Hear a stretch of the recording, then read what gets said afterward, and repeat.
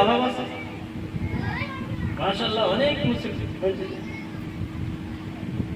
আচ্ছা, একটা কথা বলি, যখন গাড়ি 100 গতিতে ছোটে,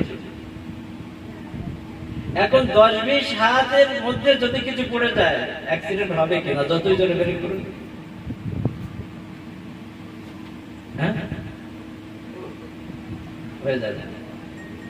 আর যদি একটু দূরে থাকে, খুব জোর ব্রেক করলে গাড়ি নিজেই উঠে যাবে, পড়ে যাবে, কন্ট্রোল করতে পারবে না। আমরা দুনিয়ার ভিতরে মনটা এত গতিতে চালাই, ভালো করে বুঝতে হবে। দুনিয়ার জন্য, দুনিয়ার কাজের জন্য মনটাকে আমরা এত গতিতে চালাই, যেটা 100-120 কেন, অনেক বেশি গতিতে চালাই। কিরকম চালাই? আপনি এক্ষুনি চিন্তা করছেন বাড়ির কথা, বাড়ির বিষয়গুলো মিটতেই আপনি ব্যবসায় ঢুকবেন। ব্যবসার এই সমস্যা হতে হতেই আপনার মনে হলো ডাক্তার দেখাতে হবে, ভালো করে বুঝেন কথাটা। ডাক্তারের সঙ্গে সঙ্গে আপনার মনে হলো যে চাষবাসের কিছু কাজ রয়েছে, তারপরে বন্ধু বান্ধব, তারপরে আত্মীয় স্বজনের কিছু দায় দায়িত্ব রয়েছে, তারপরে যা বাজার করা হয়নি। বুঝতে পারছেন? মনের যে গতিতে, এই যে একটা সার্কেলে ঘুরছে মন, একটা গতিতে চলছে। এখন এই সময়ের ভিতরে মনে করুন আপনার আসরের নামাজের অর্থ হয়ে গেছে, কি জামাত শুরু হয়ে গেছে, আপনি মসজিদের কাছাকাছি রয়েছেন, জামাতে হাজির হয়ে গেছেন। জামাতে হাজির হয়ে যাওয়ার পরে আপনি নামাজে দাঁড়াবেন, কি নিয়ত করে আল্লাহু আকবার বলে দাঁড়ালেন। আচ্ছা বলেন, আপনার মনের যে গতি, সে গতি কি স্থিতিশীল হয়েছে? ভালো করে বুঝুন। আপনার মনের যে গতি, এই যে এই সার্কেলে ঘুরছিল, এই যে গতিতে চলছিল, না, এই অস্থির মতি নিয়ে, এই অস্থির মন নিয়ে আপনি নামাজে দাঁড়িয়েছেন।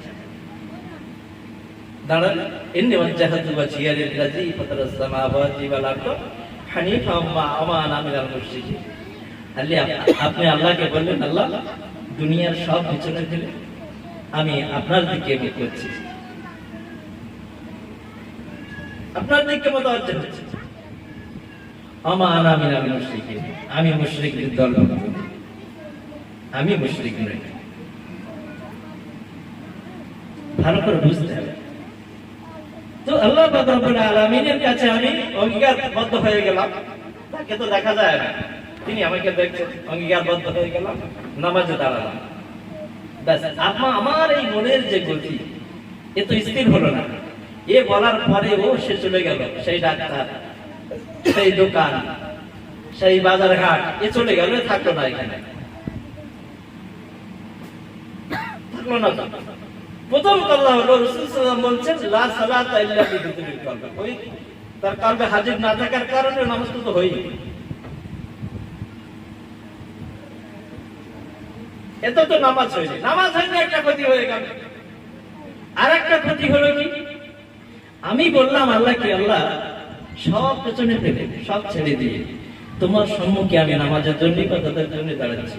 ওয়া আনা মিনাল মুশরিকিন, আমি শিরকের দলভুক্ত নই, আমি শিরককারী নই, এটা বললাম আমি। আচ্ছা, শিরক কখন হয়? যখন আল্লাহর সমকক্ষ কাউকে মানা হয়, ঠিক না? শিরক কখন হয়?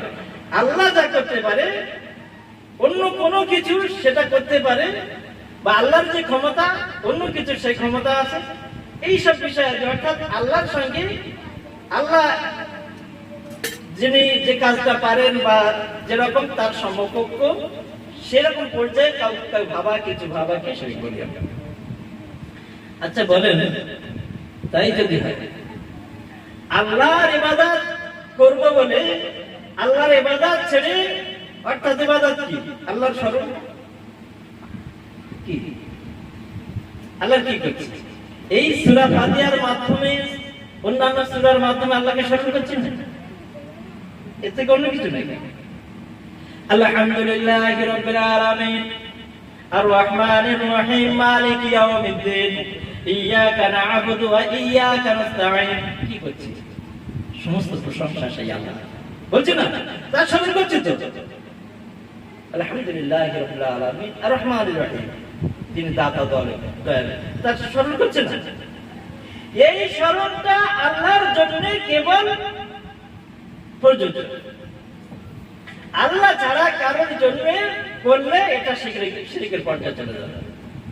আমি এখানে বলে দাঁড়ালাম আল্লাহ তোমার দিকে মোতাবাজ্জ হচ্ছে, আমি শিরকের দলভুক্ত নই, কিন্তু ইবাদতের মধ্যে আমি তার ইবাদতের মধ্যে আমি দুনিয়াকে ঢুকিয়ে দিয়েছি।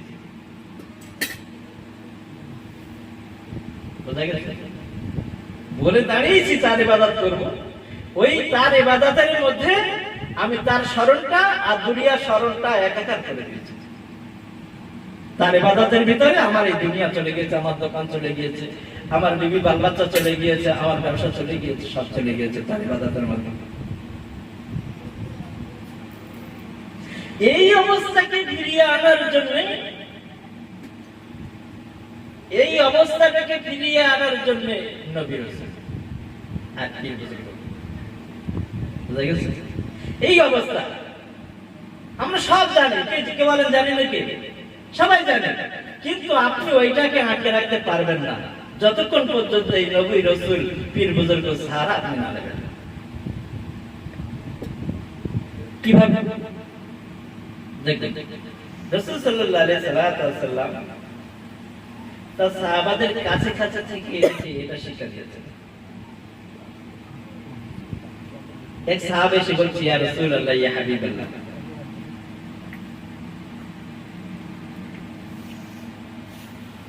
সম্ভবত আবু যার গাফার রাদিয়াল্লাহু তাআলা আনহু উনি জোরে জোরে বলতে বলতে আসছেন, ইয়া রাসূলুল্লাহ, হাবিবাল্লাহ, আমি মুনাফিক হয়ে গেছি, আমি মুনাফিক হয়ে গেছি।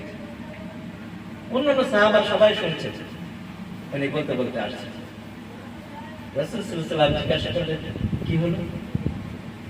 এরকম বলছেন, ইয়া রাসূলুল্লাহ, ইয়া হাবিবাল্লাহ, এজন্য আমি বলছি, আমি যখন আপনার মজলিসে বসে থাকি তো আপনার কথা শোনার পরে আমার অবস্থা এরকম হয় যে আমার হালাত চেঞ্জ হয়ে যায়, আমি যেন জান্নাত জাহান্নাম দেখতে পাই না। অনেক সাহাবারা বলেছে, সোহবত থেকে আমরা আসমানের ফেরেশতারা কোন দিকে যাচ্ছে আমরা দেখতে পাই। কিন্তু এই অবস্থা থেকে যখন আমরা বাড়ি চলে যাই, বাড়ি গিয়ে দুনিয়ার বাগান বাগিচা বিভিন্ন কাজে এরকম ভাবে ব্যস্ত হয়ে যাই যে আমরা এটা বিলকুল যেন আমাদের থেকে দূরে হয়ে যায়, আমরা অন্যরকম হয়ে যাই। আপনার দরবারে থেকে একরকম অনুভব হয়, অনুভূতি হয়, আর আমরা যখন বাড়ি চলে যাই সেই অবস্থার পরিবর্তন হয়। তো এটাই তো মনোবিকি, দুরকম অবস্থা। রাসূল সাল্লাল্লাহু আলাইহি ওয়াসাল্লাম বললেন, সাহাবা, এই অবস্থা যদি সর্বক্ষণ তোমার বিরাজ করতে থাকতো, তা আসমানের ফেরেশতা তুমি যে পথ দিয়ে চলছো ওই পথে তোমার সাথে মুসাফা করত। বলে সুবহানাল্লাহ। পার্থক্যটা কি? বাড়ি থেকে কি উনি নামাজ পড়েন না? বাড়ি থেকে কি উনি ইবাদত করেন না? বাড়ি থেকে কি ইচ্ছা করে চিকেন ফিকেট ছেড়ে দেন না? এই যে রাসূলের সোহবত, এই সোহবতটা একটা মারাত্মক ব্যাপার, একটা মারাত্মক ওষুধ, বিশেষ করে নফসের জন্য। তো রাসূল সাল্লাল্লাহু আলাইহি ওয়াসাল্লাম আরো বললেন, তুমি যে ঘরে শুয়ে থাকো ওই ঘরে গিয়ে ফেরেশতারা মুসাফা করতে তোমার। বলে সুবহানাল্লাহ। আচ্ছা বলেন, সাহাবা রাদিয়াল্লাহু তাআলা আনহুম এই কথার উত্তরে কি বুঝলাম আমরা? হযরত হাজী ইমদাদুল্লাহ মুজাহির মক্কি রাহমাতুল্লাহ আলাইহি উনি ভারত উপমহাদেশের একজন বিখ্যাত ওলি। ওনার যারা ছাত্র তারা বিশ্ববরেণ্য ওলামা। দেওবন্দ মাদ্রাসা আপনারা শুনে থাকবেন সবাই। দেওবন্দ মাদ্রাসা যারা প্রতিষ্ঠাতা ছিলেন, কাসেম নান্দবী রহমাতুল্লাহ আলাইহি, আশরাফ আলী থানভী রহমাতুল্লাহ আলাইহি, রশিদ আহমদ গঙ্গোই রহমাতুল্লাহ আলাইহি, মাহমুদুল হাসান রহমাতুল্লাহ আলাইহি, সারা বিশ্বের আলেম ওলামা এসব মানুষদের চেনেন। তো এনারা এই হাজী ইমদাদুল্লাহ মুজাহির মক্কি রহমাতুল্লাহ আলাইহি ছিলেন। কারণ এই হাজী ইমদাদুল্লাহ মুজাহির মক্কি রহমাতুল্লাহ আলাইহি ছিলেন। তো অনেক মানুষ তার কাছে আসা যাওয়া করতেন। তো একদিন একজন এসেছে, সবাই যায়, অনেক মানুষ যায়, তো উনি দেখতে এসেছে। দেখতে এসেছেন, হুজুরের মাহফিলে যোগ দিয়েছেন, মিলাদ শুনেছেন, অনেক কথা আলোচনা হয়ে শুনেছেন। কিছু মানুষ ওনার কাছে বায়াত হচ্ছে, মুরিদ হচ্ছে, তালিম নিচ্ছে, জিকির ফিকির। তো উনি বললেন, হুজুর আপনি যদি আমার কয়েকটা শর্ত মেনে নেন তাহলে আমি আপনার কাছে মুরিদ হব। কি? কয়েকটা শর্ত মেনে নিতে হবে, যদি মেনে নেন তাহলে আমি আপনার কাছে মুরিদ হব, আমি জিকিরের তালিম আপনি যা বলবেন। তো হচ্ছে কি শর্ত বাবা? সে প্রথম কথা হলো, হুজুর আমি নামাজ পড়তে পারবো না। কে? প্রথম কথা হলো আমি নামাজ পড়তে পারবো না। তো বলছেন আচ্ছা, আর কি? হচ্ছে দ্বিতীয় শর্ত হলো, হুজুর আমি একটু ফাংশন, একটু নাচ গান এসব ভালোবাসি, ওই নাচিয়াদের নাচটা দেখতে চাই, এখন এটা আমার পারমিশন দিতে হবে। এটা যদি আপনি মঞ্জুর করেন তাহলে আপনার কাছে মুরিদ হতে আমার আর কোনো অসুবিধা নেই। আচ্ছা বলেন, এখন যদি কোনো পীর বুজুর্গের কাছে গিয়ে বলে যে হুজুর আমি নামাজ পড়বো না আর ওইসব আমার করতে দিতে হবে, সে দরবার থেকে তা তেড়ে দেবে না, রাখবে? হ্যাঁ, আগে বলবে ভক্তদের এই যে দরজা থেকে আগে বার কথা, পরে কথা। কিন্তু তাদের স্বভাবের প্রভাব এরকম ছিল, তাদের কাছাকাছি হলে মানুষের আর্থিক অবস্থার এরকম উন্নতি ঘটত যে ওসব আস্তে আস্তে কিছুই থাকতো। উনি বললেন ঠিক আছে, আমি যেটা বলবো সেটা তুমি মানতে পারবে তো, শুনবে তো? বলছে হ্যাঁ। যাক, বায়াত হয়ে চলে গেল ব্যক্তি। এখন সামনে যে নামাজের ওয়াক্ত এসেছে, এ ওয়াক্ত আসার পরে গা জ্বালা শুরু হয়ে গেছে। কি হচ্ছে? গা জ্বালা করছে। আরে তো হঠাৎ এরকম গা জ্বালা করছে, হতে পারে কোনো একটা কারণে শরীর গরম হয়ে গেছে বা কোনো একটা কারণে শারীরিক অবস্থা হতে পারে। তো যাই হোক, চেষ্টা করছে এটা ওটা করার, কিন্তু গা জ্বালা বাড়ছে, থামছে।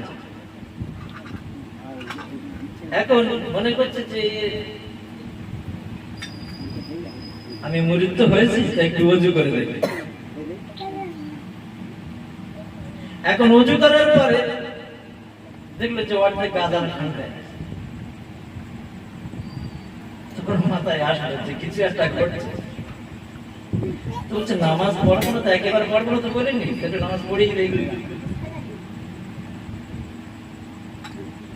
নামাজ পড়লো, নামাজ পড়ার পরে গা জ্বালা ঠান্ডা হয়ে গেল।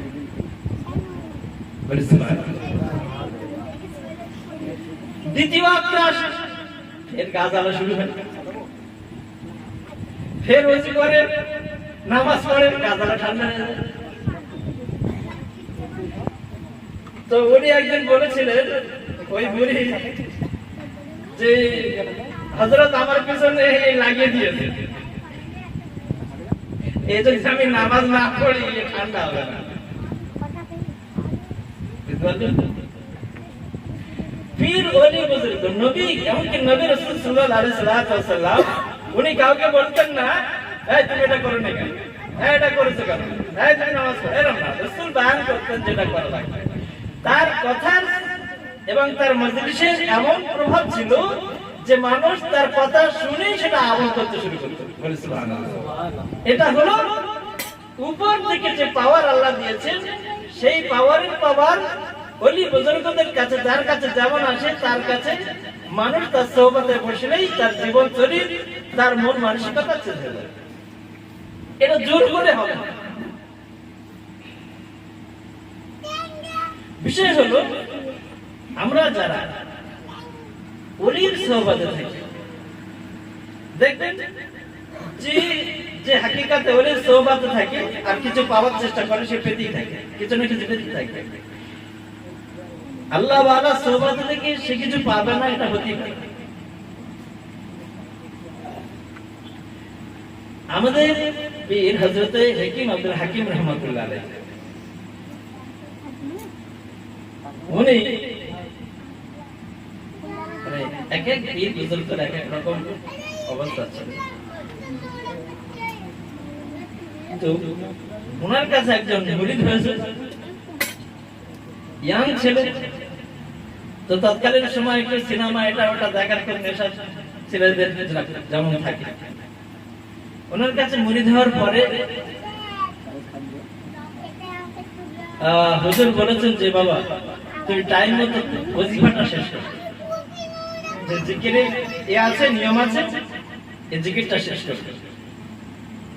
এখন বন্ধু বান্ধবের পাল্লায় পড়ে সিনেমায় গেছে, সিনেমাতে একটা লম্বা টাইম ব্যাপার।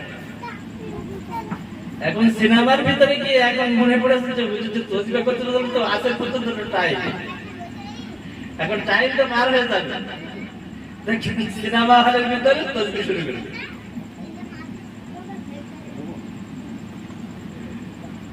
মানে কাজা তো করা যাবে না, জিকির যেটা আছে সেটা তো কাজা করা যাবে না। তো আসরের রাত পর্যন্ত টাইম আছে, তারপর অন্য কিছু আছে, লা হাওলা ওয়ালা কুওয়াতা আমরা যেরকম পড়ি তরিকাটা।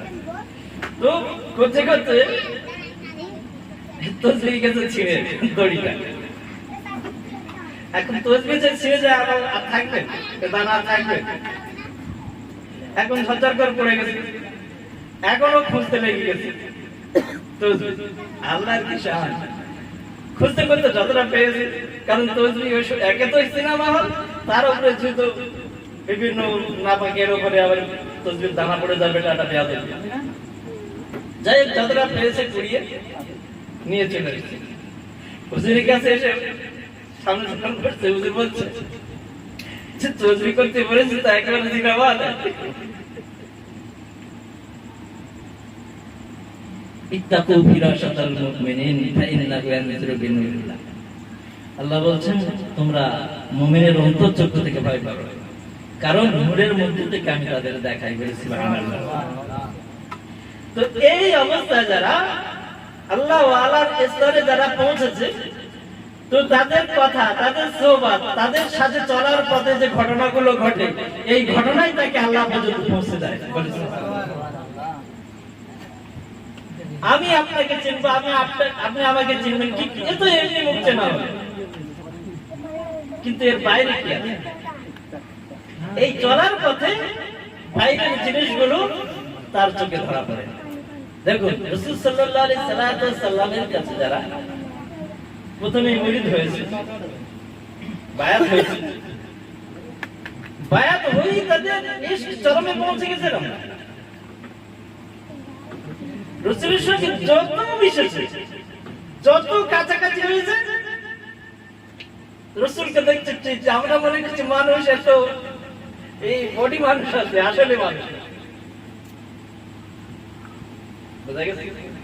আমরা মনে করছি মানুষ, আমরা মনে করছি আমি কেউ কারোর শ্বশুর, কারোর জামাই, কারোর ভাই, সম্পর্ক তো আছে, কিন্তু আসলে তিনি এক আজীব মানুষ, যেটাকে সাহাবারা কল্পনা করতে পারেনি। সেই সব ঘটনাগুলো ঘটেছে। তখন ভালোবাসা, ভক্তি দিন দিন দিন দিন বেড়েছে, যত দিন গেছে তত এটা প্রসারিত হয়েছে, এবং এমন প্রসারিত হয়েছে যে তারা বলেছে যে রাসূলের সবটাই রহমত। সুবহানাল্লাহ, রাসূলের সবটাই রহমত। তাই তারা রাসূল সাল্লাল্লাহু আলাইহি ওয়াসাল্লাম যদি থুতু ফেলতেন, সেই থুতুটাকে ধরে নেওয়ার চেষ্টা করতেন। সুবহানাল্লাহ, তাই না? রাসূল সাল্লাল্লাহু আলাইহি ওয়াসাল্লাম ওযু করছেন, ওযুর পানি নেওয়ার জন্য সাহাবারা হাত পেতে রয়েছেন। কি করে হলো? কি করে হয়? আত্মিক জগতে যখন তারা রাসূল সাল্লাল্লাহু আলাইহি ওয়াসাল্লাম অর্থাৎ রাসূলের সোহবতে থাকার পরে তাদের কালটা যখন আল্লাহ প্রশস্ত করে দিয়েছেন, আফামান শারাহাল্লাহু সাদরাহু লিল ইসলাম ফাহুয়া আলা নূরিন মিন রাব্বিহি, আল্লাহ বলছেন আমি যাকে চাই ইসলামের জন্য তার বক্ষকে প্রশস্ত করে দেই এবং তার ভিতরে নূর দিয়ে দেই। সুবহানাল্লাহ। তো যে অন্ধকার দিন, যে দিনে পাপ আর পাপ ছাড়া কিছুই ছিল না আরবদের, সেই দিনটা যখন স্বচ্ছ হয়ে আল্লাহর কুদরতের নূর তাদের ভিতরে ঢুকে গেল, তারা বললেন এই রাসূল আমাদের মতো মানুষ না, এই রাসূল আমাদের মতো নয়। একটা কথা বলি, এই কথাটা বললে আরো ভালো বুঝিয়ে আসবে। ভাই স্বপ্ন সবাই দেখে, স্বপ্ন কে দেখে না? হ্যাঁ, হিন্দু মুসলমান বৌদ্ধ জৈন সব মানুষ স্বপ্ন দেখে, কিন্তু এই স্বপ্নটাকে আমরা কি বলি, একটা বাচ্চা স্বপ্ন দেখে, একটা বুড়ো স্বপ্ন দেখে, একটা মধ্য বয়স্ক, সবাই স্বপ্ন তো স্বপ্ন প্রত্যেক মানুষ দেখে। কিছু মানুষ আছে রোজ রাতে স্বপ্ন দেখে, কিন্তু ইসলামী পরিভাষায় ইসলাম জগতে এই স্বপ্নটা একটা সাংঘাতিক ব্যাপার। এই স্বপ্নটা একটা সাংঘাতিক ব্যাপার। দেখুন, আমরা সূরা ইউসুফে দেখেছি আল্লাহ পাক রব্বুল আলামিন ইউসুফ আলাইহিস সালাতু ওয়াস সালামের নামে যে সূরা আছে, ওই সূরায় যে বাদশা ছিল, মিশরের বাদশা, সেই মিশরের বাদশা স্বপ্ন দেখেছিল না যে 7টা মোটা মোটা গাভীকে ওই রুগ্ন পাতলা গাভী খেয়ে ফেলছে। সর্বনাশ।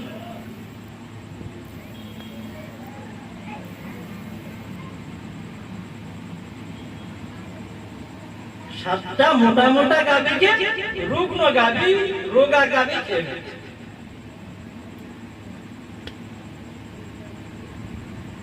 فقال الملك إني أرى أحمل فوق رأسي ركزا فأكل الطير منه نبئنا بتأويله إنا نراك من المحسنين।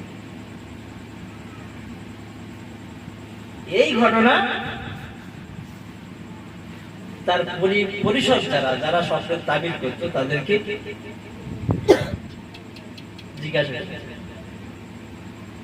যে তাবির কি হয়? আমি যে স্বপ্ন দেখেছি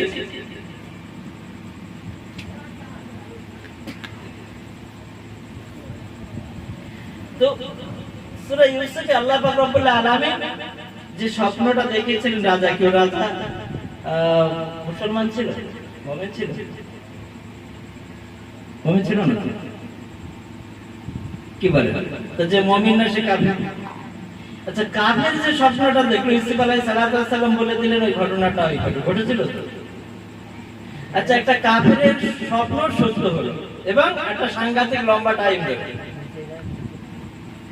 এই যে স্বপ্নটা সত্য হলো কাফের, এই যে ঘটনাটা ঘটলো, আচ্ছা আমাদের জীবনে আমরা তো মুসলমান, আমাদের স্বপ্ন সত্য হয় না? কি বলে?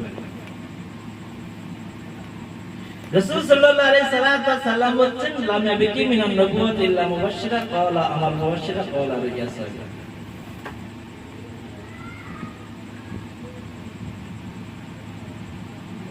নবুয়তের কোন অংশ বাকি নেই, সুসংবাদ বাকি আছে। সাহাবারা জিজ্ঞাসা করলেন সেটাকে রুইয়া সাজিয়া, নেক স্বপ্ন, সৎ স্বপ্ন। এবং রাসূল সাল্লাল্লাহু আলাইহি ওয়াসাল্লাম আরো বললেন যে নবুয়তের 70 ভাগের, অন্য হাদিসে আছে 46 ভাগের, অন্য হাদিসে আছে 40 ভাগের, এক হাদিসে আছে 25 ভাগের মর্যাদা রাখে। কি রাখে? মনে করেন 40 ভাগের এক ভাগ নবুয়তের যে মর্যাদা আছে তার মর্যাদা রাখে। আচ্ছা, এরকম কোন জিনিস যে নবুয়তে 40 ভাগের 40 ভাগের এক ভাগ যার মধ্যে আছে, সে মানুষটাকে কি কম দামি বলে মনে হয়? কি বলে? রাসূলের নবুয়ত তো আছে, এই নবুয়তের 40 ভাগকে 46 ভাগের এক ভাগ যদি কোনো পাওয়ার, এক ভাগ কোনো বিষয় কোনো মানুষের কাছে থাকে, তাতে সে কি কম দামি মানুষ? ইলমে তাসাউফ যেটা আমরা বলি, এই আল্লাহ ওয়ালার সুহবত থেকে ওই বান্দা এরকম একটা পর্যায়ে পৌঁছায়, ওই বান্দার স্বপ্নগুলো সত্য হয়, আল্লাহ এটা তাকে দেখিয়ে দেয়। কি হয়? রাসূল সাল্লাল্লাহু আলাইহি সাল্লাম বলছেন যে নবুয়তের আগে আমি রাত্রে যে স্বপ্ন দেখতাম, পরের দিন দেখতাম সেগুলো ঘটছে। কি পরের দিন দেখতাম সেগুলো ঘটছে। তদ্রূপ আল্লাহ ওয়ালা যারা তাদের নফসকে কন্ট্রোলে রাখে, জিকির ফিকির করে এবং আল্লাহ ওয়ালা সোহবতে থাকে, তো তারা রাত্রে যে স্বপ্নটা দেখে সেই স্বপ্ন একদিন, দুদিন, 10 দিন, 20 দিন, 1 মাস, 2 মাস, এমনকি 1 বছর 2 বছর পরেও দেখো যেটা দেখেছিল সেই স্বপ্নটাই বাস্তবায়িত হচ্ছে। তো মনে করুন একটা স্বপ্ন 2 বছর পরে বাস্তবায়িত হলো, আল্লাহ পাক রব্বুল আলামিন তাকে বোঝাচ্ছেন যে বান্দা আমার কাছাকাছি হচ্ছে কিনা, আমার ওলি বান্দাদের দরভুক্ত হচ্ছে কিনা। তো এরকমও দেখবে যে 2 মাস আমি যেটা দেখেছি 2 মাস পরে সেটা ঘটে গেছে। কি ঘটে গেছে? দেখেছি অমুক একটা মহিলার সন্তান হয় না, সেই মহিলার সন্তান হয় না, ধরেন 5 বছর 7 বছর বাচ্চা হয় না। আল্লাহ পাক রব্বুল আলামিন তাকে দেখিয়ে দিল অমুক মহিলার বাচ্চা। নিছক স্বপ্ন, সারা মানুষ স্বপ্ন দেখে, আমরাও দেখি, কিন্তু ওই বান্দা যিনি আল্লাহর পথে আছেন, আল্লাহ ওয়ালার সোহবতে আছেন, তিনি দেখার পরে দেখছেন নিত না। দেখে গেল যে 7 বছর তার বাচ্চা হয় না, ব্যাস 2-4 মাস পরে সে বোঝা গেল যে না এর পেটে বাচ্চা আছে, এবং যথারীতি সময় তার বাচ্চা হবে। আল্লাহ দেখাচ্ছেন নাকি বোঝাচ্ছেন যে বান্দা তোমাকে যেটা দেখানো হচ্ছে এটা সবটাই সত্য, এটা আমার তরফ থেকে যাচ্ছে। বলে সুবহানাল্লাহ। এমন করে দেখানো হচ্ছে যে বান্দা অমুক বলছে, আরে আলাপ আলোচনা হয় না, এই বলো আমার ছেলে হবে না মেয়ে হবে, আরে এরকম হয় না, বন্ধু বান্ধব একসাথে, হ্যাঁ কেউ বললো আমার ছেলে হবে, কিন্তু তার ভিতরে কোন আল্লাহওয়ালা কেউ আল্লাহ দেখিয়েছেন জানা ওর জমজ ছেলে হবে, জমজ মেয়ে হবে ছেলে। তো সেই বান্দা যখন বলে দেয় যে যা তোর মেয়ে হবে, তুই মিষ্টি খাইবি, এ কি করে বলছে? ও মনে করছে যে আমি যেরকম বলছি আন্দাজে, এও নিতে আন্দাজে বলছে। আসলে না, আল্লাহ এই বান্দাকে জানিয়েছে যে ওর মেয়ে হবে এবং জমজ। যথারীতি সেই সময় যখন ঘটে গেল মেয়ে হবে, আল্লাহ এই বান্দাকে তৈরি করছে। কি করছে? আল্লাহ এই বান্দাকে তার কাছাকাছি হওয়ার জন্য তৈরি করছে। এই বান্দা যখন দেখবে যে আমি আজকে যে জিনিসটা দেখেছি পরশুদিন সেই জিনিসটাই ঘটে গেছে, মনে করো কারো ঠাক পেয়ে যাবে, কি আমার বাড়ি কোনো বিপদ হবে, কি রাস্তায় পুলিশ আমাকে ধরবে, এরকম দেখতে দেখতে এই বান্দাটা এরকম পর্যায়ে পৌঁছে যায় যে এই বান্দাটা মনে হয় দুপুরবেলা শুয়ে যেটা দেখছে সন্ধ্যাবেলা সেটা করছে। এই পর্যায়ের পরে তার আল্লাহর উপরে একটা আলাদা ঈমান তৈরি হয়, রাসূলের প্রতি আলাদা ইমেজ তৈরি হয়, আলাদা ভক্তি তৈরি হয়। কারণ তখন এই বান্দা বুঝতে পারে রাসূল কতটা দামি, কতটা অকাট্য। কারণ আল্লাহ পাক রব্বুল আলামিন আমাদের মতো নগণ্য বান্দাকে যদি কাল কি হবে আজকে যদি দেখিয়ে দিতে পারেন, তাহলে রাসূলকে কি দেখিয়েছেন সেটা আল্লাহ ছাড়া কেউ জানে না।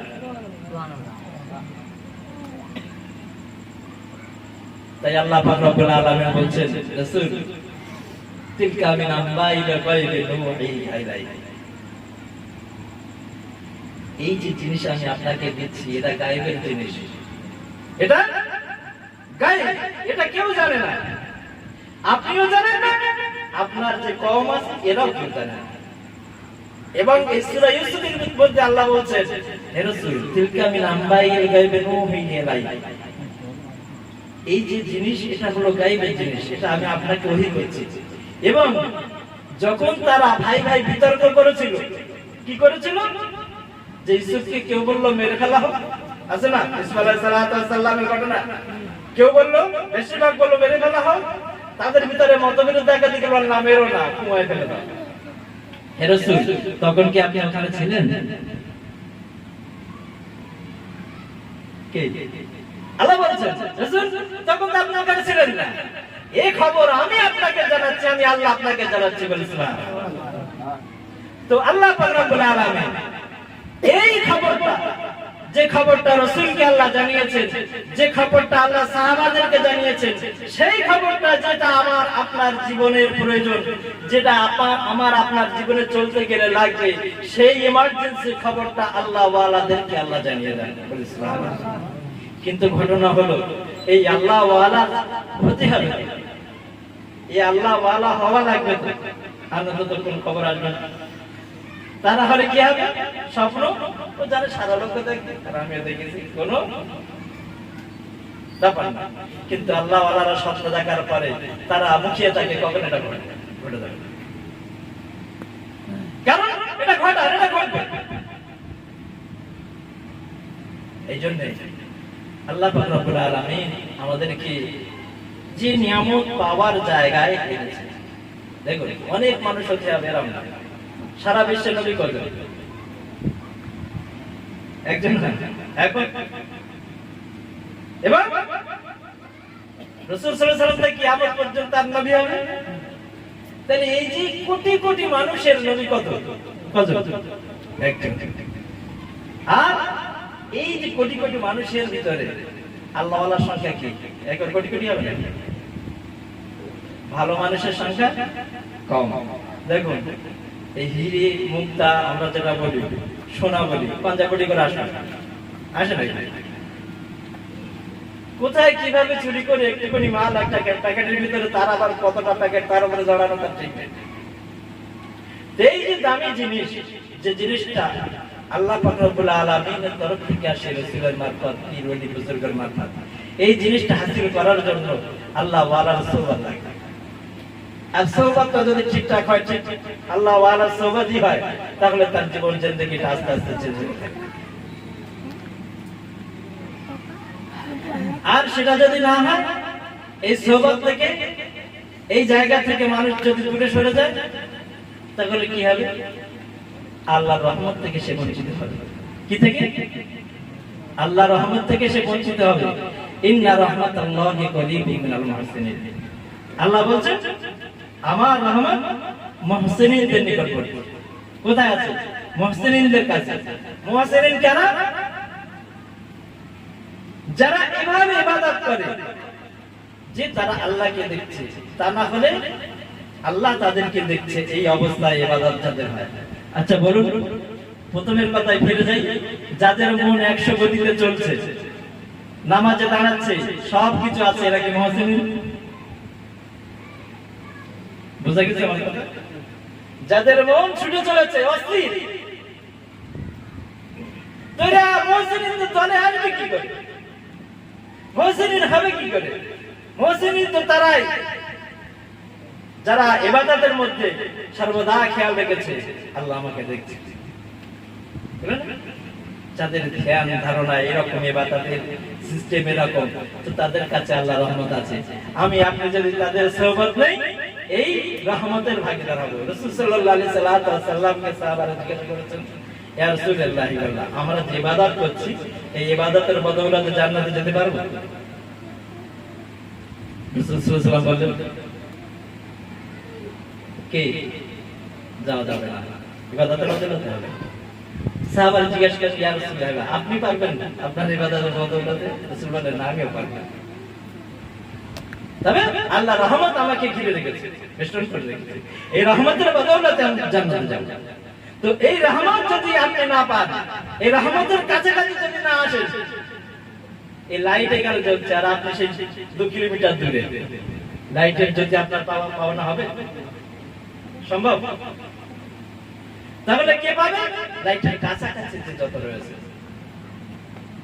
নাকি বলে? কাছাকাছি যত থাকবে। তাই আমিরুল মুমিনিন চারজন যারা হয়েছে সব থেকে কাছের মানুষ, নাকি বলে? আশারায়ে মুবাশশারা যারা সব থেকে কাছের মানুষ। আপনি দেখান, আশারায়ে মুবাশশারা যারা ছিল, হ্যাঁ, রাসূলের সাথে 2 বছর 3 বছর দেখা হয়নি, তারা আশারায়ে মুবাশশারা দেখান না। রাসূলের সোহবত এত সাংঘাতিক ব্যাপার, এত হাই ভোল্ট। রাসূলের কাছাকাছি হলে ওই মানুষটা একটা আলাদা জগৎ পৌঁছে যেতেন এই সোহবতের মাধ্যমে। বর্তমান সময় আমরা আলেম আছি, হাফেজ আছি, কারি মুফতি সব আছি, কিন্তু আল্লাহওয়ালা নেই। এই আল্লাহওয়ালা না থাকার কারণে মানুষ আমাদের কাছে আসে, কিন্তু এই মানুষটা পরিবর্তন হয় না। কারণ আমি নিজেই পরিবর্তন হয়নি, আমার দিনটা গন্ডগোল। যদিও লিবাস টুপি দাড়ি সব আছে, কিন্তু আমার ভিতরটা তো ঠিক নেই। তাই আল্লাহ বলছেন, ওয়ালা তুতি মান আগফালনা কলবাহু আন যিকরিনা ওয়াত্তাবা হাওয়াহু ওয়া কানা আমরুহু ফুরুতা। তাদের তোমরা অনুকরণ করবে না যাদের কলব আল্লাহ জিকির থেকে গাবে, যাদের কলব আল্লাহ জিকির করে না, মুখ আপনার মন হলে তখন আপনি করেন, যখন ওয়াক্ত হয় নামাজে দাঁড়ান তখন করেন, আর বাকিটাই কাল 24 ঘন্টা যারা আল্লাহ আল্লাহ জিকির করবে তার অনুকরণ করতে হবে। করলে দিনে নূর ঢুকবে, দিনের যে অপবিত্র আছে, দিনের যে গুনাহ আছে, এটা সাফ করে দেবেন আল্লাহ। বলি সুবহানাল্লাহ। দেখুন এই যে অবস্থা, আমরা তো দাদা হুজুর কেবলা রহমাতুল্লাহ আলাইহিকে সবাই শ্রদ্ধা ভক্তি করি না, কি বলেন? দেখুন প্রত্যেক পীর ওলি বুজুর্গ যারা আল্লাহওয়ালা, যারা তাদেরকে সম্মান শ্রদ্ধা ভক্তি করতে হবে। কোন ওলিদের প্রতি বেয়াদবি করলে আল্লাহ নারাজ হয়, কারণ আল্লাহর বন্ধুদের সাথে কেউ বেয়াদবি করলে আল্লাহ নারাজ হয়। তো হযরত দাদা হুজুর কেবলা রহমাতুল্লাহ আলাইহি, উনি ওনার পীর হযরত ফাযল আলী আসি রহমাতুল্লাহ আলাইহি ওনার জীবনী লিখেছেন, আমাদের অবশ্যই আল্লাহ রহমাতুল্লাহ আলাইহি। উনি বলছেন তৎকালীন সময়ে ফাযল আলী আসি রহমাতুল্লাহ আলাইহির দরবারে একটা দোকানদার ছিল, দোকানদারের নাম হলো খোদা বক্স দোকানদার, কলকাতায়। তো উনি মানিকতলা থাকতেন।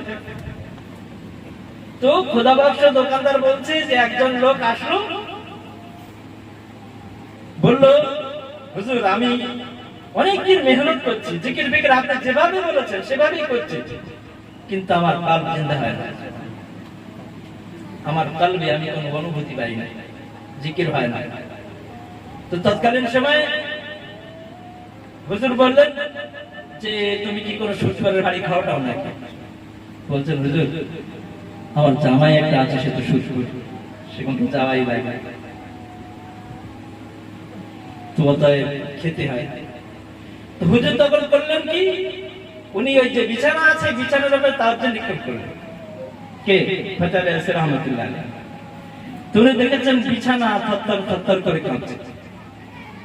উনি বললেন দেখো এই তাওয়াজ্জুহ যে বিছানা কাঁপছে আর তোমার দিল কাঁপছে না, সুদের প্রভাব তোমার দিলে এত পড়েছে যার কারণে তোমার দিলটা আল্লাহ আল্লাহ বলছে।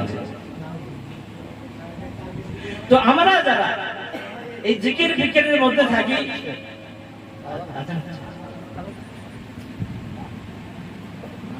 জি তার তাওয়াজ্জুহ বিছানা কাঁপছে কিন্তু দিল আল্লাহ আল্লাহ বলছে।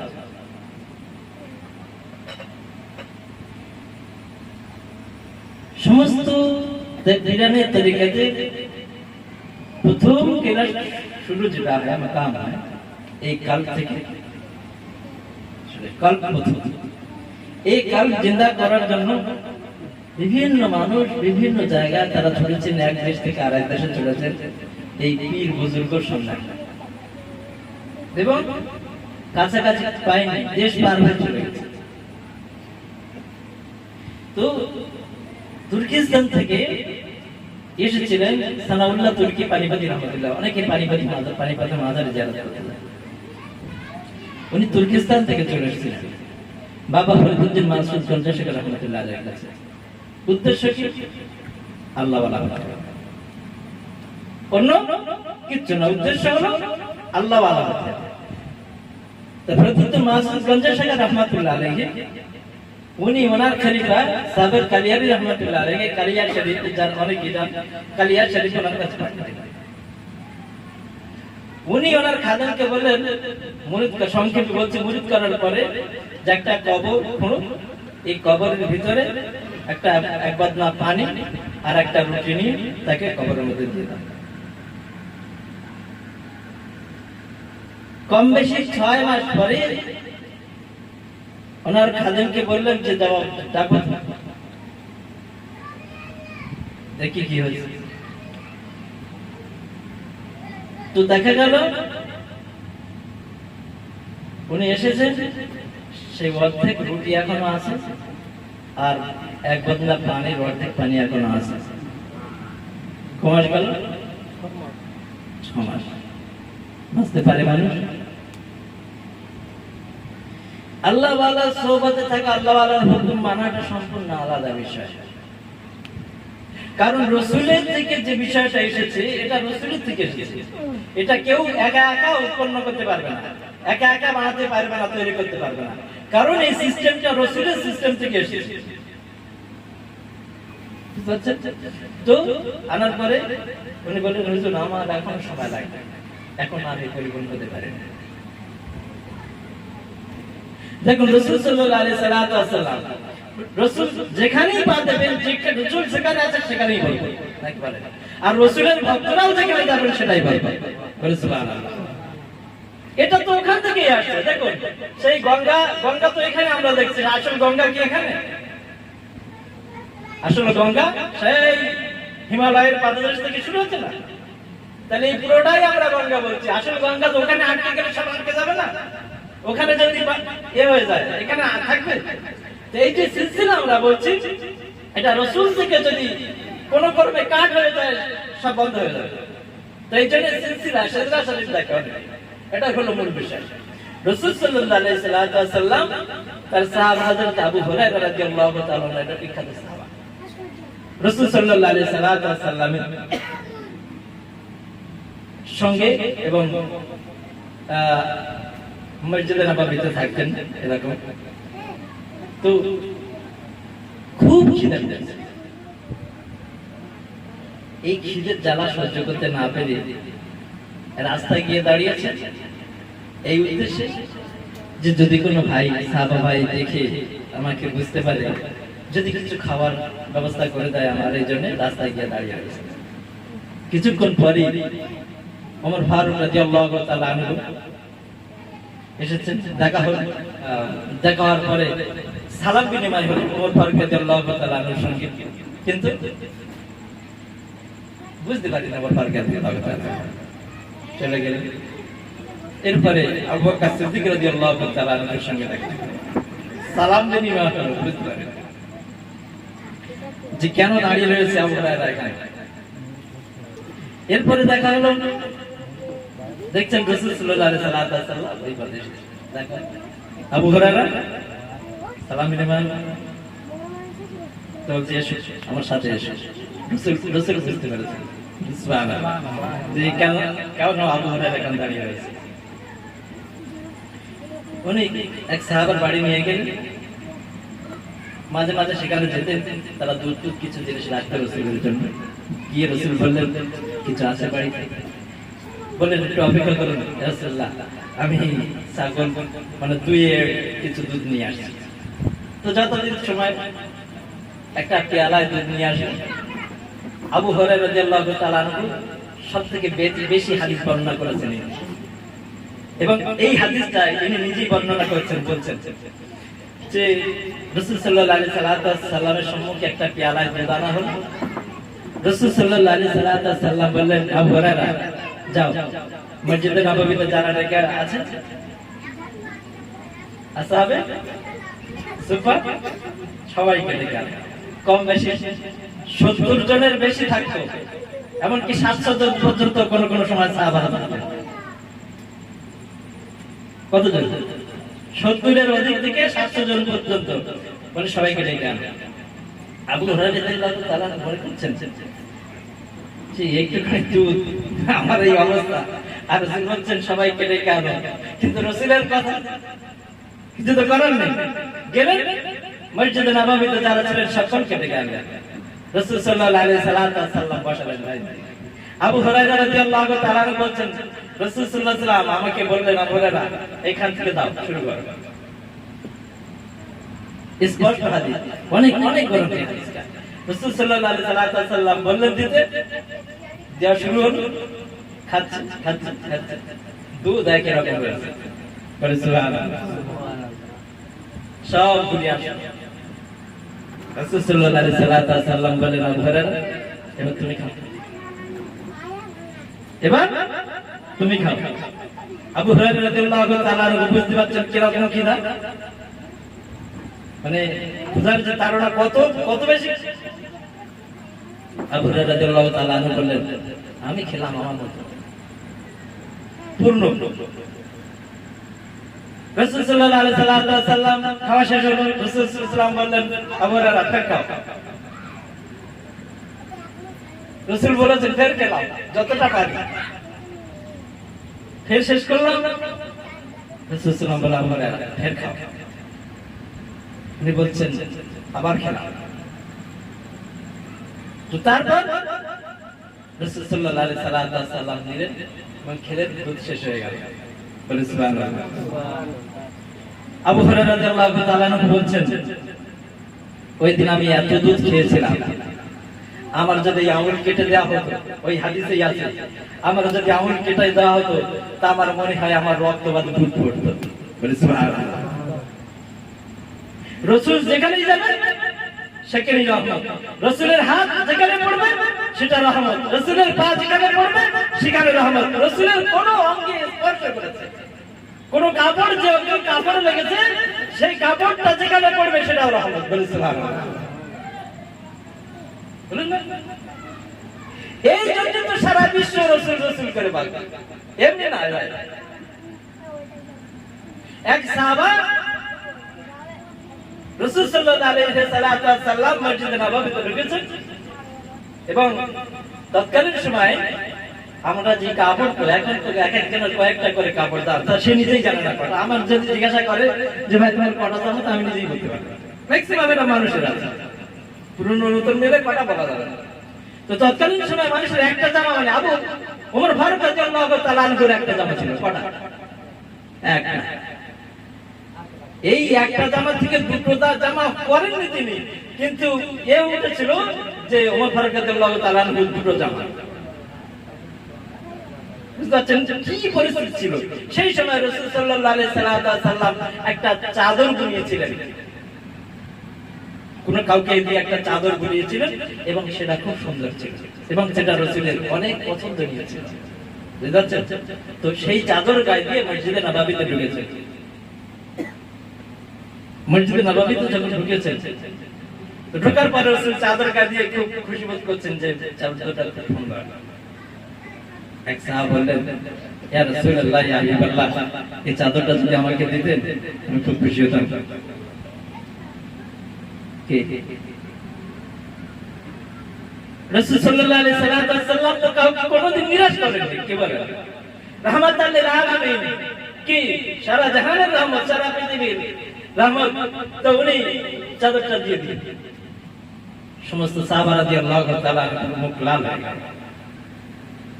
যে রাসূল যে জিনিসটা পছন্দ করছে ওই জিনিসটা তোমার দরকার, ওইটা তোমার চাই। রাসূল সাল্লাল্লাহু আলাইহি সাল্লাম যখন মসজিদে নববী থেকে চলে গেলেন ঘরে, সবাই সব সাহাবীরা মিলে উঠে হাসতে লাগলেন যে রাসূল একটা জিনিস পছন্দ করেছেন, সেই জিনিসটা তোমার দরকার। হ্যাঁ,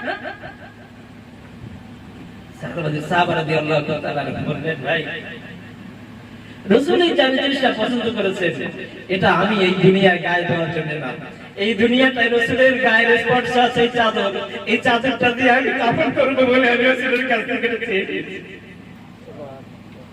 কারণ রাসূলের যে বরকত আছে, রাসূলের যে ছোঁয়া লেগেছে, এটা আমার বিশ্বাস রাসূলের এই ছোঁয়া স্পর্শ লাগা চাদর ভেদ করে আযাব আমাকে স্পর্শ করতে পারবে না।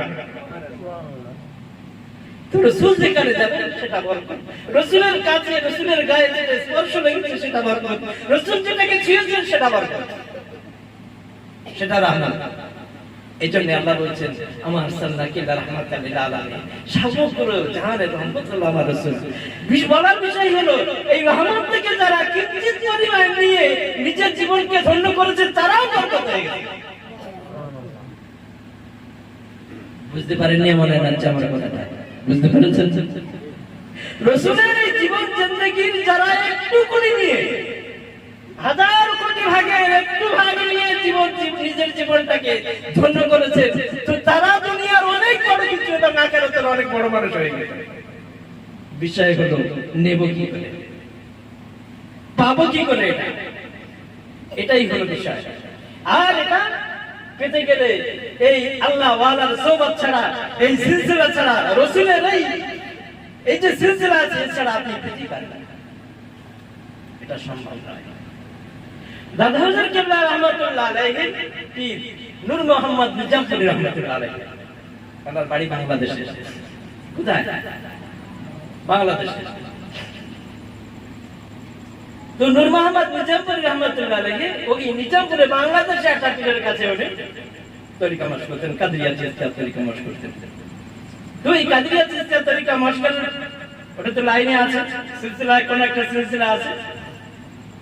তো এক এক পীরের এক এক মর্তবা থাকে, সব পীর সমান না, সব আল্লাহর ওলি সমান না। রাসূল সাল্লাল্লাহু আলাইহি সাল্লাম স্বপ্ন দেখাচ্ছেন, হে নূর মোহাম্মদ তুমি চলে যাও, দিল্লি চলে যাও, দিল্লি আমার সন্তান আছে সৈয়দ আহমদ বেরলভী রাহমাতুল্লাহির কাছে তুমি চলে যাবে, সেখান থেকে তুমি শিক্ষা লাভ করে। সুবহানাল্লাহ। কি হলো? ওখান থেকে রাসূল নির্দেশ করেছেন নূর মোহাম্মদ নিজামপুরী রাহমাতুল্লাহিকে, যিনি দাদা হুজুর কেবলা দাদা পীর ফতেহ আলী হায়দার রাহমাতুল্লাহ আলাইহির পীর। বোঝা গেছে? উনি ওখান থেকে চলে এসেছেন কলকাতায়, কলকাতাতে সৈয়দ আহমদ বেরলভী রাহমাতুল্লাহ আলাইহির কাছে উনি করেছেন। বোঝা গেছে? কে নির্দেশ করছেন? রাসূল সাল্লাল্লাহু আলাইহি সাল্লাম। রাসূল, দেখুন আমি একটা কথা বলি যে আমরা রাসূলকে ভালোবাসি, আরে আমি আপনি শুধু না, কুল কায়নাত রাসূলকে ভালোবাসি। বলে সুবহানাল্লাহ। কুল কায়নাত রাসূলকে ভালোবাসি, কারণ এই রাসূলের ভালোবাসা আল্লাহ পাক রব্বুল আলামিন কায়নাতের প্রতি তো ফরজ করেছেন, ওয়াজিব করে দেন, তাদের দিনে ঢুকিয়ে দিয়েছেন আল্লাহ, কাফির ছাড়া, নাকি বলে? আর এই রাসূলের যে নিয়ামত, তো এই রাসূল, আমরা সবাই রাসূলকে ভালোবাসি। তো আমরা রাসূলকে ভালোবাসি, এটা তো সারা বিশ্বের মানুষ ভালোবাসে, এটা বড় কথা না। বড় কথা হলো রাসূল কবে আপনাকে ভালোবাসবে। বুঝা গেছে? রাসূল কবে আপনাকে চিনবে, রাসূল কবে আপনাকে ভালোবাসবে, রাসূলের সঙ্গে কবে আপনার দিদার হবে, রাসূলের সঙ্গে কবে আপনি দেখা করবেন এবং তার কদমে করবেন, এটাই হলো বড় কথা। তো রাসূল সাল্লাল্লাহু আলাইহি সাল্লাম মসজিদ আল-কিসানি রাহমাতুল্লাহ, আমরা যে তরিকা করছি মসজিদ আল-কিসানি রাহমাতুল্লাহ আলাইহি, উনি জেলখানায় রয়েছেন, জেলখানায় রয়েছেন হযরতে মসজিদ আল-কিসানি রাহমাতুল্লাহ আলাইহি। তৎকালীন সময়ে জাহাঙ্গীর বাদশা সেটেলমেন্ট হয়ে গেছে দাবি দাবা, তারপরে উনি জেলখানায় রয়েছেন, গুরুত্ব দিচ্ছেন না। রাসূল সাল্লাল্লাহু আলাইহি সাল্লাম জাহাঙ্গীর বাদশার মেয়েকে, কন্যাকে বলছে, হে আমরা মুজাদ্দিদ দরবারে মুজাদ্দিদকে আটকে রেখেছি কেন? তোর আব্বাকে বলো যেন দ্রুত ছেড়ে দেয়। কে বলছে? রাসূল সাল্লাল্লাহু আলাইহি সাল্লাম জাহাঙ্গীর বাদশার মেয়েকে নির্দেশ দিচ্ছে, তোর বাবাকে বলো যেন দ্রুত রাসূল আমার মুজাদ্দিদ হোসেন রাহমাতুল্লাহ আলাইহি বন্দার থেকে মুক্তি দিয়ে দেয়। কোথা থেকে হয় ভাই? পীর ওলি বুজুর্গের যে নিয়ামত, রাসূল সাল্লাল্লাহু আলাইহি সাল্লামের এই নিয়ামতেরই নিয়ামত। কি বলেন? আমরা কোথা থেকে এসেছি ভাই? আমার বাপ, আমার মা, আমার বাপ মা কোথা থেকে এসেছে? দাদু দাদি ভাই, তাহলে গোড়া আদম আলাইহিস সালাম থেকে না? যদি আদম আলাইহিস সালামকে আপনি উড়িয়ে দেন, আমরা আছি কি? আমরা আছি। রাসূল সাল্লাল্লাহু আলাইহি সাল্লামকে যদি ইলমে তাসাউফ থেকে আমরা মনে করি আলাদা অমুক কিছু, অনেক অনেক ধারণা লাই, এই সিলসিলা যদি ঠিক না থাকে আপনার তাসাউফ পড়ে যাবে। বুঝা গেছে?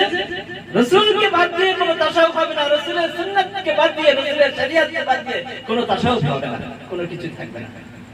এজন্য রাসূল সাল্লাল্লাহু আলাইহি সাল্লামের ওই যে বিষয়টা, যেটা জাহিরি তিনি বলেছেন, এবং আল্লাহ পাক রব্বুল আলামিন বারবার এটা বলেছেন, কুলু হ্যাঁ যালিকা মিন আম্বাইল গায়বি নূহিহি ইলাইহি। হে রাসূল, এটা আমি আপনাকে ওহী করছি, এটা গায়বের বিষয়। নূহ আলাইহিস সালামের অনেক, কি রাসূলের অনেক আগের ঘটনা না?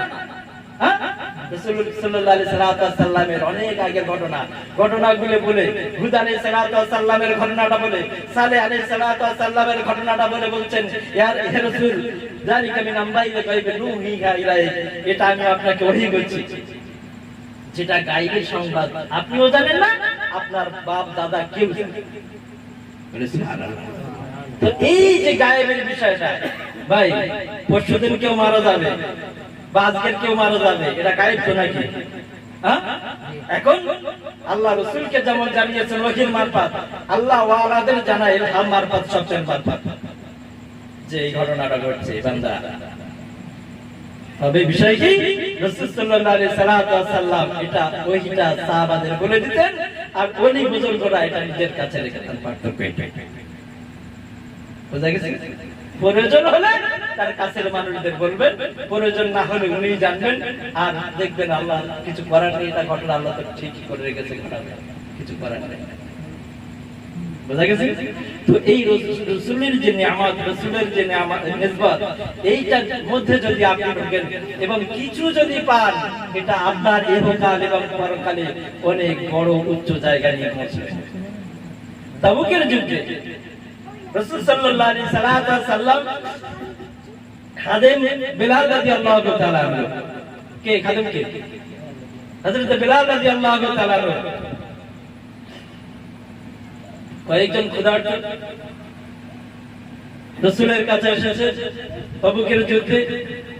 তো রাসূল সাল্লাল্লাহু আলাইহি সাল্লাম বিলাল রাদিয়াল্লাহু তাআলা আনহুকে বলছে, বিলাল কিছু খাবার আছে? বিলাল রাদিয়াল্লাহু তাআলা আনহু গেলেন কামরার ভিতরে, মানে ওই তাঁবুর মধ্যে গিয়ে যা থলে টলে পুল্লি পাল্লা ছিল সব ঝাড়ছে, ছেড়ে 7টা খেজুর পেলেন। কটা? 7টা খেজুর পেলেন, রাসূলের সম্মুখে রাখলেন। রাসূল সাল্লাল্লাহু আলাইহি সাল্লাম এবং ওই 3-4 জন যা ছিল তারা বসলো, খাওয়া শুরু করলো। রাসূল হাত দিলেন, বলেন না খাও। সবাই তো জানে রাসূল যেখানে হাত দেবে সেটাই বলবে, নাকি বলে? রাসূলের হাতের ছোঁয়া লেগেছে, সাহাবা রাদিয়াল্লাহু তাআলা আনহু তারা খাচ্ছেন আর আটি ধরে গুনে গুনে রাখছেন। এই আটি ধরে গুনে গুনে রাখছেন। তো খেতে খেতে এক একজন কেউ 47টা, কেউ 50টা করে খেজুর খেয়েছেন। কটা? ওনারা বলছেন আটি করে 47 থেকে কেউ 50, কেউ 47টা করে খেজুর খেয়েছেন। তারপরে দেখেছেন সেই 7টা খেজুর 7টাই বর্তনে রয়ে গেছে। সুবহানাল্লাহ, এটা হলো রাসূলের বরকত। রাসূল সাল্লাল্লাহু আলাইহি সাল্লাম বিলালকে ডাকলেন, বিলাল যাও উঠিয়ে রেখে দাও। কটা রেখেছিল? এনেছিল কটা? রেখে দিলেন 7টা। পরের দিন ফরজের নামাজের পরে আরো কিছু মানুষ 10-11 জন হবে। বিলাল কিছু নিয়ে এসো। বিলাল রাদিয়াল্লাহু তাআলা আনহু ওই 7টা খেজুর এনে দিলেন। রাসূল সাল্লাল্লাহু আলাইহি সাল্লাম হাত রাখলেন, বলেন সবাই খাও। কতজন লোক? 9 থেকে 11। সবাই খেতে শুরু করলেন। শুরু করার পরে সবাই খেয়ে যাচ্ছেন, সবার তৃপ্তি হয়ে গেল। তৃপ্তির পরে দেখা গেল 7টা খেজুর 7টাই বর্তনে রয়ে গেছে। রাসূল সাল্লাল্লাহু আলাইহি সাল্লাম এবার বলছেন, সাহাবারা এই যে 7টা খেজুর আছে, আমরা কম বেশি এখান থেকে মদিনায় পৌঁছবো কম বেশি 3 মাসের পর। কত পথ? 3 মাসের পথ। তো আমি যদি মনে করতাম যে 7টা খেজুর দিয়ে 3 মাস চালিয়ে নেবো, আমি এটা করতে পারতাম। তবে এটা করলে আল্লাহর কাছে আমার একটু লজ্জা লাগে। বলি সুবহানাল্লাহ, এটা করলে আল্লাহর কাছে একটু আমার খারাপ লাগে, এই জন্য এটা আমি করিনি। বলে একটা বাচ্চা ছিল, বলে বাবা এদিকে এসো, এই নাও 7টা খেজুর নিয়ে চলে যাও। এইটা হলো আমাদের রাসূল। নারে তাকবীর, নারে তাকবীর। এই জন্য রাসূলের প্রতি ভক্তি, ভালোবাসা, মহব্বত আপনি একা একা বাড়াতে পারবেন না। আপনি একা একা অনেক দূরে পৌঁছে যেতে পারবেন না। এটা যিনি পৌঁছে গেছেন তাকে লাগবে। ভালো করে বলুন, একটা কথা বলি, শেষ কথা। সেই কথাটা হলো, আপনি এখান থেকে বেশি দূরে নয়, দিল্লি যাবেন এবং মনে করুন আপনার কাছে কোনো ম্যাপ নেই, আপনার কাছে কোনো রাহাবার, কোনো পথ প্রদর্শক কিছু নেই। আপনি শুধু নামটা জানেন, দিল্লি যেতে হবে আমার। কোনো রাস্তা চেনেন না, কোনো সাথী নেই, কোনো সবার মানে যানবাহন দেখিয়ে নিয়ে যাবে এরকম কেউ নেই। কতদিন লাগতে পারে আপনার?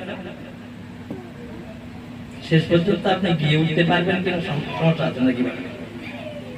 আপনি যদি কিছু না জানেন, শুধু দিল্লি জানেন, এই যারা বলে দিল লাগবে না আল্লাহর কাছে পৌঁছাবো, আদৌ আল্লাহর কাছে পৌঁছতে পারবে কিনা সন্দেহ আছে।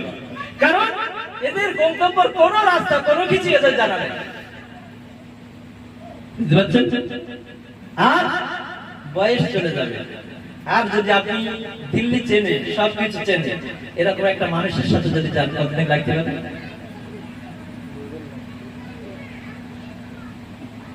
আপনি ঘুমিয়ে যাচ্ছেন, কিন্তু তিনি তো নিয়ে যাচ্ছেন আপনাকে। আপনি ঘুমিয়ে রয়েছেন, আপনি শুধু তার সাথী হয়ে গেছেন, কিচ্ছু করেন না, আপনি শুধু তার সাথী হয়ে গেছেন। দিল্লি পৌঁছে যাবেন আপনি, ঘুমন্ত অবস্থায় আপনি দিল্লি পৌঁছে যাবেন। আল্লাহ ওয়ালার সোহবত, আল্লাহ ওয়ালার মজলিস, আল্লাহ ওয়ালার সাথে থাকা, তার কথা শোনা, এরকম একটা ব্যাপার। এই জন্য অনুরোধ করছি ভাই, জিকির ফিকির করুন, আল্লাহ বিল্লাহ করুন, সবাইকে চলে যেতে হবে। আজকে ইয়াং আছে, 10 বছর পরে, 20 বছর পরে সব বুদ্ধি, সব তেজ আস্তে আস্তে কমে আসবে। আল্লাহ আমাদের প্রত্যেককে আল্লাহ ওয়ালার সোহবত, আল্লাহ ওয়ালা হওয়ার মতো তৌফিক দিন। আমিন। ওয়া আখিরু দাওয়ানা আলহামদুলিল্লাহি রাব্বিল আলামিন। আসসালামু আলাইকুম।